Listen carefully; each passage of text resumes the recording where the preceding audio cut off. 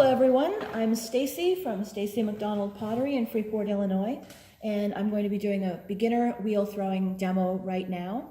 I'm going to start with a bowl, and you'll see on my website I have a list of steps that we go through to throw a bowl. And these are individual steps, but as you get more comfortable with the material and throwing in general, you're going to put these steps together into a seamless process. We just break them up so you know what you're doing with the clay at each step of the way and why. And it also helps you identify where you're having difficulty.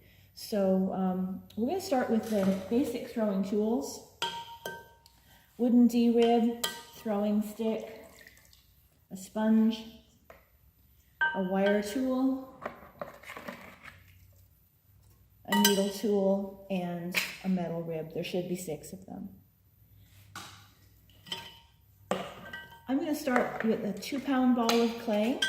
It's a good idea to start with a piece of clay that is a size that is comfortable for your hands. And that's going to be different for each person. But once you determine that size, make sure that you weigh out each ball of clay consistently so that you're controlling that variable. Your weight is the easiest variable to control. And sometimes, you know, as little as a half a pound can make a difference in how the clay behaves with your hands.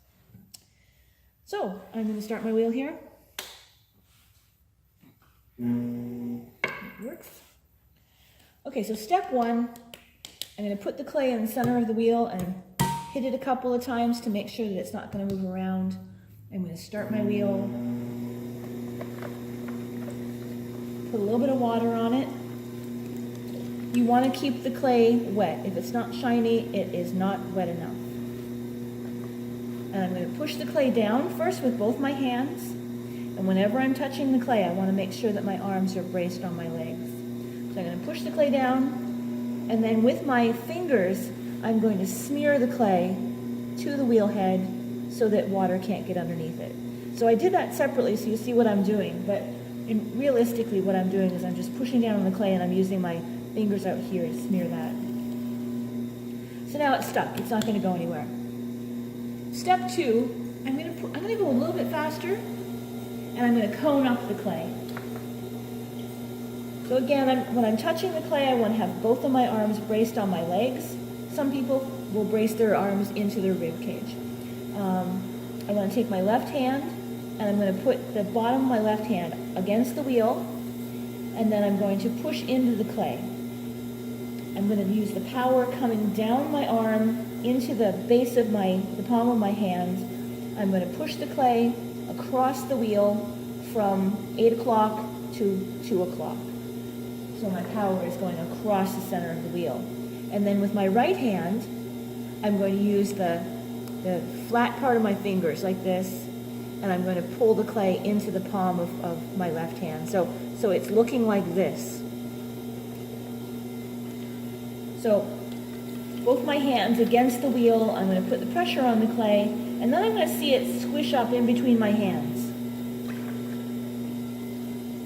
And I'm going to continue to dip my hands in the water as I need more lubrication. So as I see that clay squish up between my hands, I'm going to let my hands slide upwards and bring that cone to a point.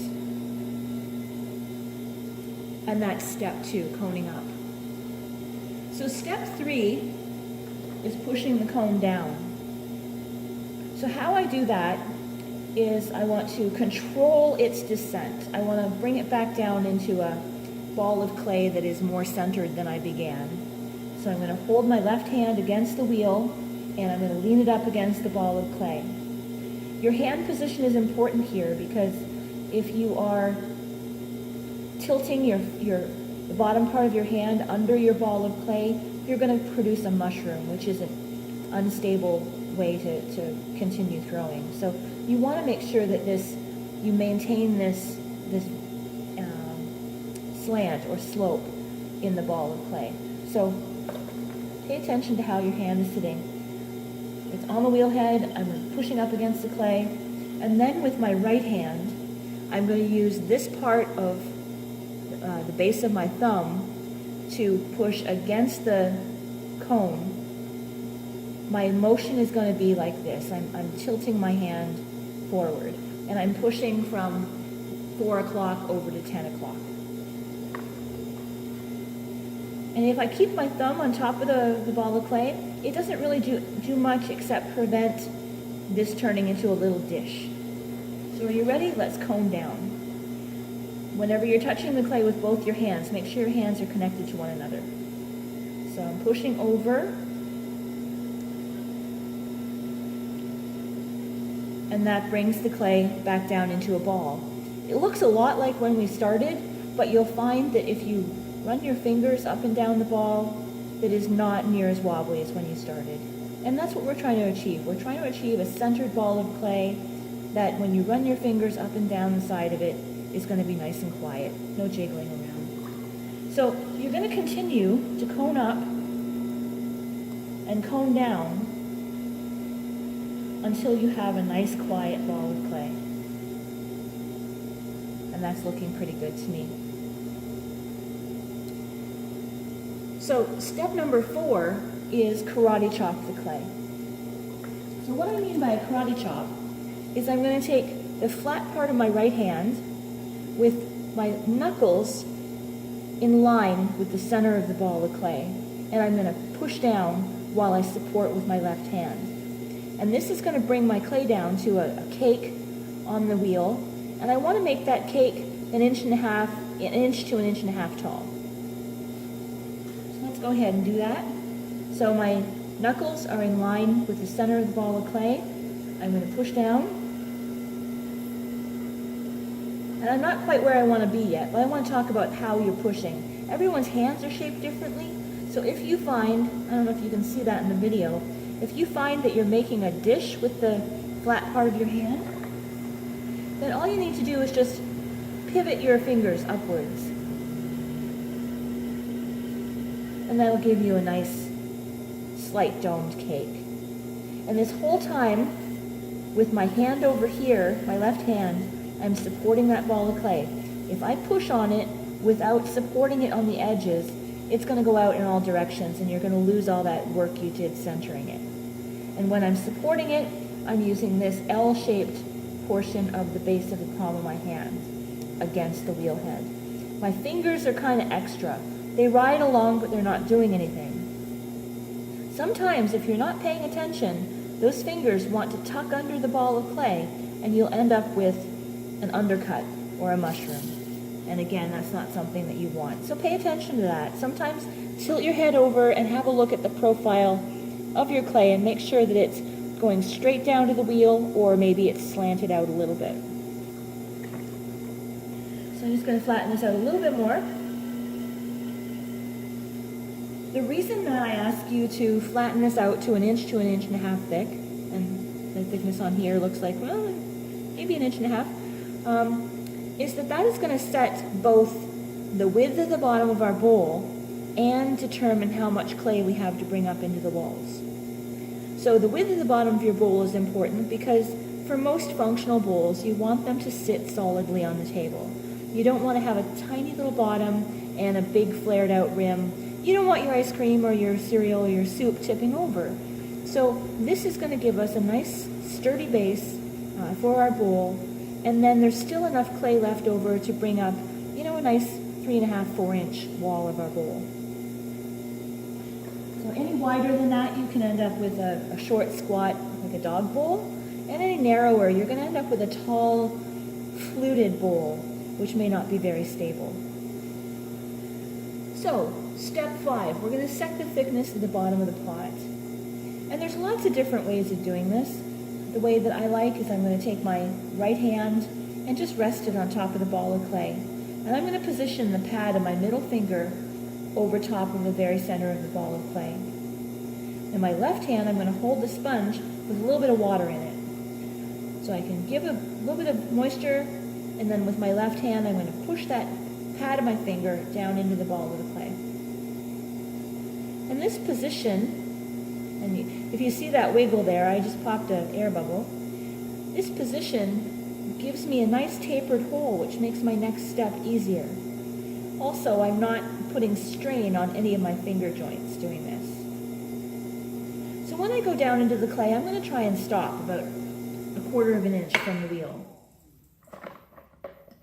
And then I want to check my depth. I'm going to use my needle tool, put it right there in the center. I'm going to run my finger down the tool until it touches the clay, pull both of them out, and have a look. And I'm a little bit shy of 1/4 of an inch. I need to go down just a little bit more.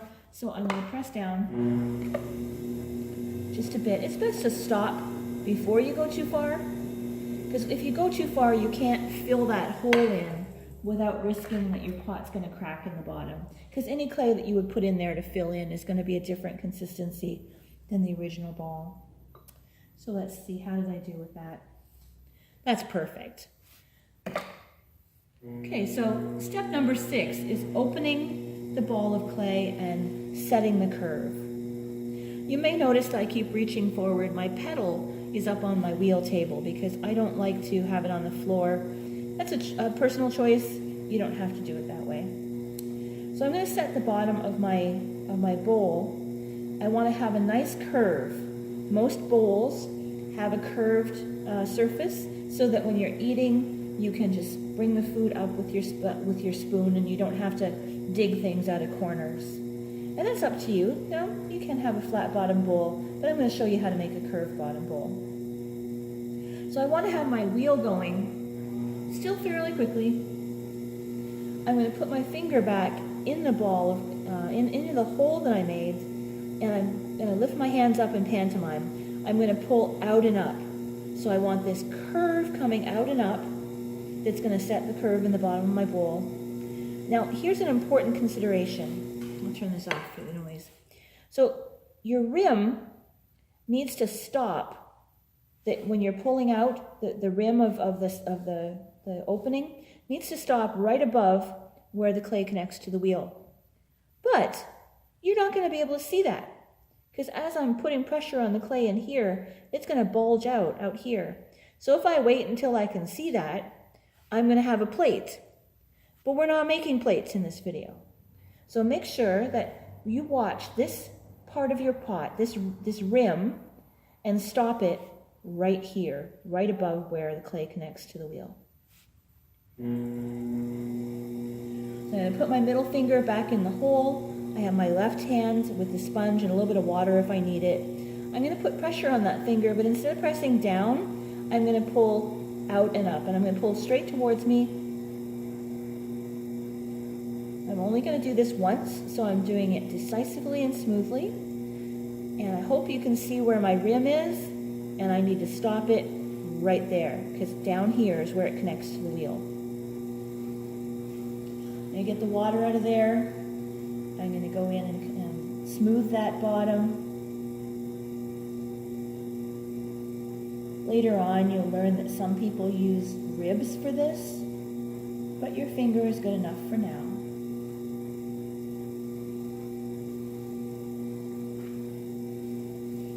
And that's step number 6. Now, step number 7, we're going to do something I call the push-pull. And we're going to do this on medium speed on the wheel, so the speed is good.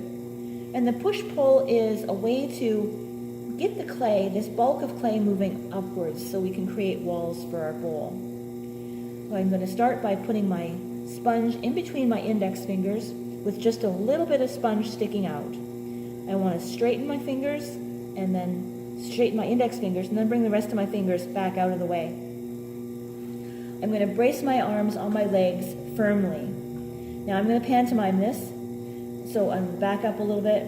When I push down at the base of the clay ball, I'm just going to slowly pivot my fingers upwards. And if you can see that my fingertips are getting closer to the center of the wheel, you can understand why we're going to bring our clay up into a volcano shape. This won't work if I'm not braced. It also won't work if I'm pushing forward. So the only action that I want to be doing right now is just slowly pivoting my hands upwards. So are you ready? I'm going to do it. I'm going to jam my fingers firmly down at the base of the clay where it meets the wheel, and then I'm going to very slowly pivot my fingers upwards. If you end up with big grooves in your clay, or if it starts to wobble all over the place, you're going too fast. So you need to make sure that you're going very slowly giving the clay a chance to move where you want it to go.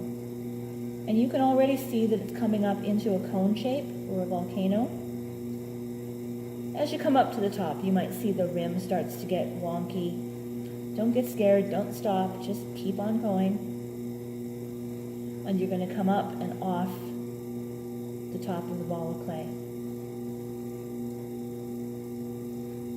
Now every time you come upwards, you want to compress and smooth your rim. You take care of your rim because that's what everybody sees on your pot.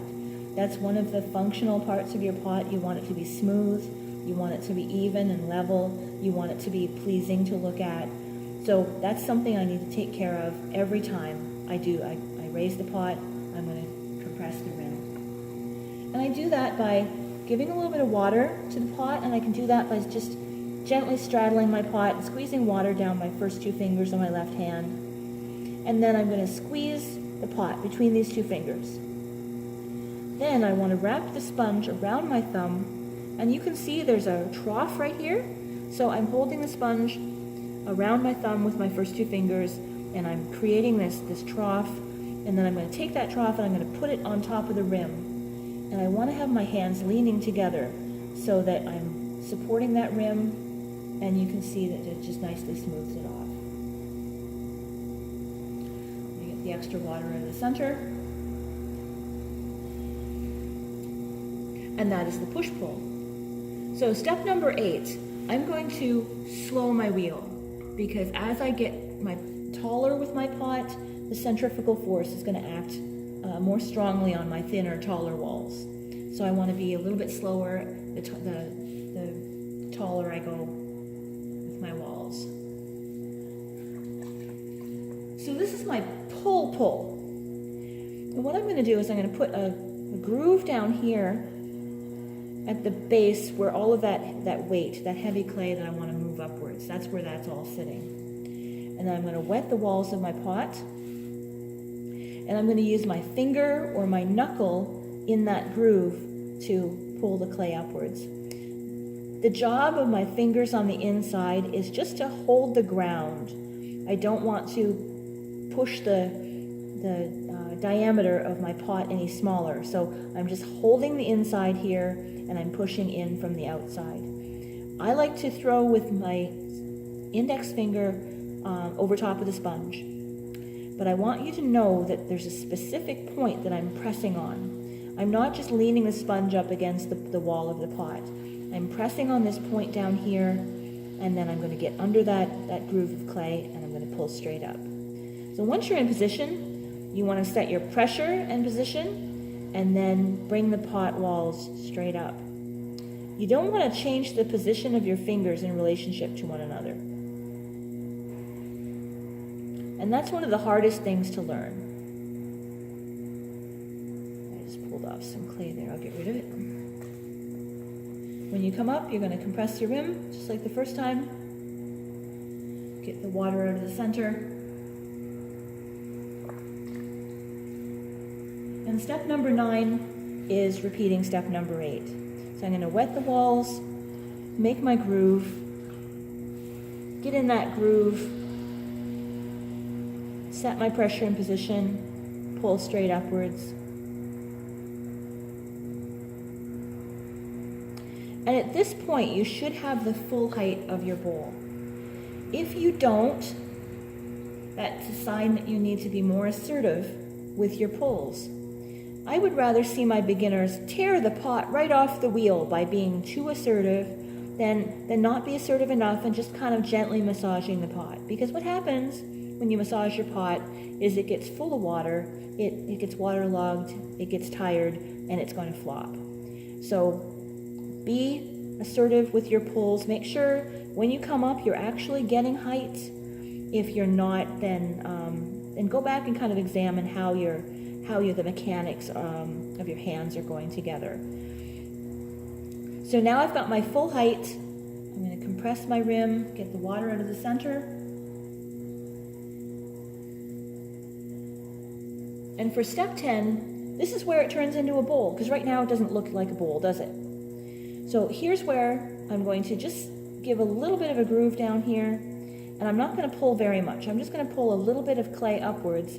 What I'm mostly going to do is stretch the pot. I'm going to wet the walls. I'm going to put my hands back where they were for my pull upward, but now I'm going to pull towards my right ear. I'm going to set my pressure in position and slowly come up towards my right ear. If you get clay in your ear, you've gone too far. And you see how that's giving me a nice bold shape. I want to talk about your rim just a little bit. So you may have noticed that your rim became much thinner when you stretched it out. So that means that you need to make sure your rim doesn't get super thin. And sometimes you can fix it, but the best way to deal with it is just to not pull all the way up past your rim. Stop just a little bit below the rim. I'm going to go in and just smooth the inside of my bowl. And that's a pleasing shape. I could stop there if I wanted to, but I'm going to show you how to shape the bowl and make a little bit more of a belly in it. One of the ways to do that is to use a flexible metal rib. So hold it firmly in your fingers and bend it. And what I'm going to do is I'm going to put it at a very steep angle to my pot. I don't want to start like this. Some people use ribs like that, but it really acts like a plow when you do that. If you have it at a steep angle to your bowl, then you're compressing the walls, not scraping them. And then I'm going to bend it, and I'm going to push the pot out towards my rib here. So I'm squeezing the wall of the pot between my finger and the rib, and I'm coming up the rib here. If I'm past the edge of the rib, I'm not going to be getting the effective use of the tool. So I'm going to press that up against my pot, push out, and you'll be able to see the belly growing.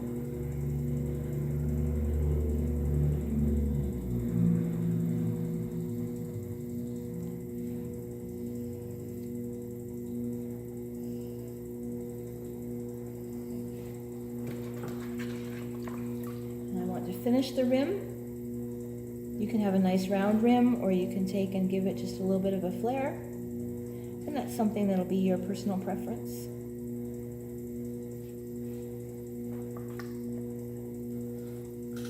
Now I'm going to do a wet trim, and I do that by holding my throwing stick in my right hand like a pencil or a writing tool.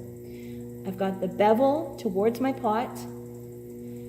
I'm going to support the bowl on the inside with my finger, and I'm going to put the bevel against the outside of the pot about halfway down. And then I'm going to follow the contour of the pot and let the tip dig in to that extra clay at the bottom. And I'm going to go all the way down to the wheel head.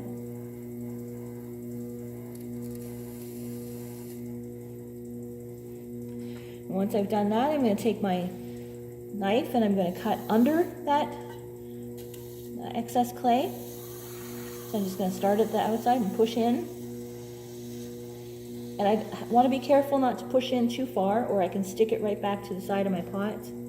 Stop my wheel, cut it, and peel it off if I'm lucky. Sometimes I end up having to scrape it off. So that is the throwing. And how do we get it off the wheel? There's lots of different ways to get pots off the wheel. I'm going to show you the easiest using tools you have at hand, your hands. I want to grab the wire tool. Whenever you use your wire tool, wrap it around your fingers and hold onto it like you're flossing your teeth. Use your thumbs to hold it down against the wheel and hold it tight, and then cut under your pot. It doesn't matter whether you cut away from you or you cut towards you. Either way is good. And then I'm going to take the first two fingers of both hands and I'm going to lay them on the wheel, and I'm going to slide them towards the pot until all four fingers touch, and then I'm going to lift up one side first, and I would set my pot on a ware board. So we're going to cut this guy in half and talk about what we're trying to achieve.